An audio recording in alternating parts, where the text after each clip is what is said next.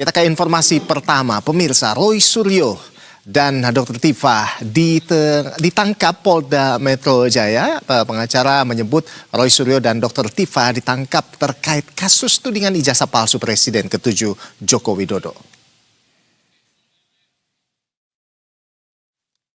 Penangkapan terhadap Roy Suryo dan Dr. Tifa oleh penyidik Polda Metro Jaya menuai sorotan dari tim kuasa hukum.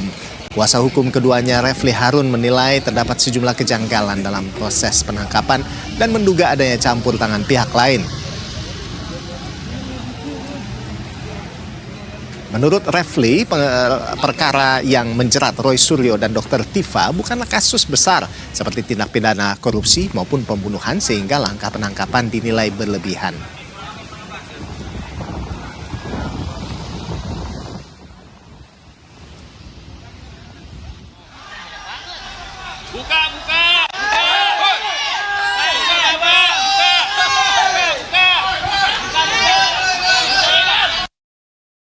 Ya, ia menegaskan pendekatan hukum yang dilakukan aparat terhadap kliennya perlu dipertanyakan, terutama karena substansi perkara dinilai berkaitan dengan kebebasan berpendapat yang dijamin oleh konstitusi.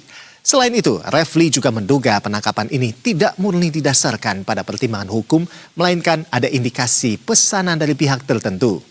Meski demikian, pihak kuasa hukum menyatakan tetap menghormati proses hukum yang sedang berjalan dan berharap penyidik dapat bekerja secara profesional, adil, serta transparan sesuai ketentuan hukum yang berlaku di Indonesia. Menengarai ya, ini semacam tanda kutip pesanan gitu. Kita menganggap bahwa ini bukan penegakan hukum yang benar, tetapi tentu kita tidak bisa menyalahkan penyidiknya karena dia hanya menjalankan perintah. Tetapi siapa yang memerintahkan itu, siapa yang kemudian berkepentingan agar ada penangkapan dan penahanan, inilah yang harus kita persoalkan sesungguhnya. Jadi sekali lagi, apa sih urgensinya untuk menangkap dua warga negara dengan pendidikan kualitas seperti Roy Suryo dan Dr. Tifa sesungguhnya? Padahal kalau misalnya kaitannya dengan kasus yang sedang mereka hadapi, ya beri kesempatan secara fair. Misalnya kalau kasus ini hendak dilimpahkan ke persidangan, ya silahkan. Tetapi kasih kesempatan yang sama, ya, baik kepada Mas Roy dan Dr. Tifa ya, maupun kepada jaksa penuntut umum untuk membuktikan ini kan bukan sebuah pelanggaran pidana yang memang jahat dari sononya, seperti perkosaan, perampokan, pembunuhan dan lain sebagainya. Ini adalah sebuah perbuatan yang sebenarnya dilindungi oleh konstitusi, yaitu kebebasan berpendapat. Dan pemirsa, untuk mengetahui update terkini sudah ada jurnalis Berita 1 Aulia Rahman. Ya, selamat siang Aul. Aul, ini pukul berapa Roy Suryo dan Dr. Tifa ini kemudian tiba di Polda Metro Jaya dari pantauan Anda di sana? Silakan Aul.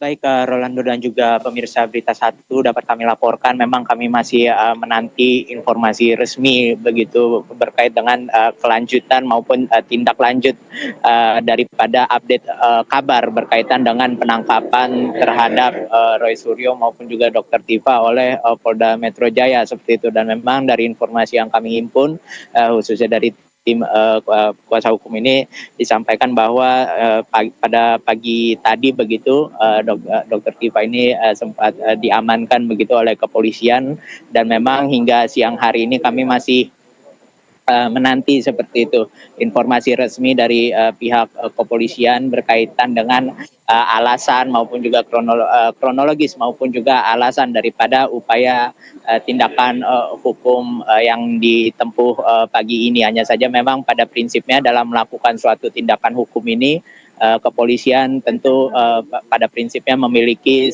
pertimbangan-pertimbangannya tersendiri begitu. Namun demikian untuk rincinya seperti apa kami masih tunggu sama-sama, dan dari pantauan kami di lokasi memang ada salah satu anggota dari tim kuasa hukum daripada Roy Suryo maupun Dr. Tifa ini sempat terlihat juga sudah masuk begitu ke kantor Polda Metro Jaya, namun kami masih belum mengetahui begitu berkaitan dengan kondisi maupun juga kondisi daripada Roy Suryo maupun juga Dr. Tifa yang dikabarkan setelah diamankan oleh kepolisian, dan tentunya kita nantikan sama-sama seperti itu update daripada proses yang tengah dilakukan oleh Polda Metro Jaya berkaitan dengan kasus yang sedang ditangani tersebut. Rolando.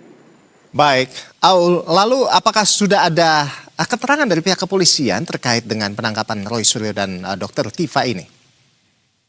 Ya, Rolando dan juga pemirsa Berita Satu, memang pada prinsipnya kepolisian tentu terbuka begitu untuk terbuka peluang begitu untuk menyampaikan perkembangan atas kasus-kasus yang sedang ditanganinya, termasuk dengan salah satu yang tengah menjadi perhatian publik kali ini. Hanya saja memang pada prinsipnya hingga siang hari ini kami juga masih tunggu sama-sama seperti itu keterangan lebih lanjut maupun juga resmi yang lebih detail begitu dari kepolisian berkaitan dengan tindakan hukum yang dilakukan pada proses kali ini begitu, dan juga tim kuasa hukum pun juga tentunya juga menanti juga seperti itu update daripada seperti apa penanganan kasus ini, tindak lanjutnya oleh kepolisian yang sedang maupun yang akan dilakukan nantinya seperti itu.